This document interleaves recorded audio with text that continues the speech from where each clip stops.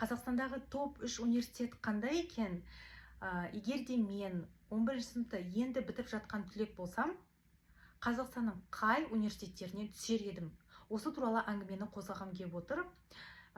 Және де алдымен салыстырмалы түрде біздің кезде қалай болды және қазіргі таңда қандай университеттер топ?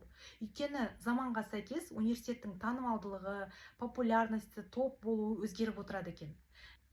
Мен мектепті 2010 жылы аяқтадым, яғни осыдан 16 жыл бұрын. Ол кезде бізде Қазақстанның көп бөлігіндегі өңірлерден оқушылар Алматы қаласына түскілері келеді. Яғни Алматы қаласы популярны болды. Ондағы қандай университеттер? Біріншісі КБТУ, екіншісі Казгу болды.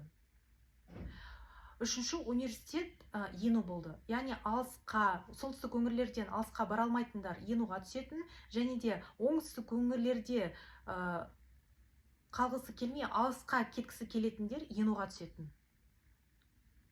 Бірақ төртінші орынға ол кезде көзге көріне бастаған университет Назарбаев университеті еді. 2010 жылы Назарбаев университеті ашылды.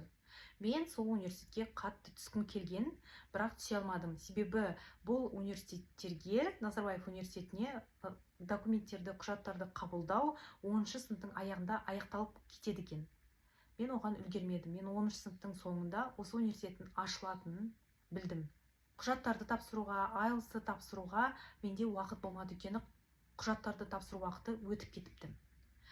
Содан кейін бізде қазіргі кезеңге келсек, қазіргі кезеңде Қазақстанда ең топ-3 университет, менің ойымша, бұл қазір СДУ, содан кейін ЕНУ және де Назарбаев университеті болып отыр.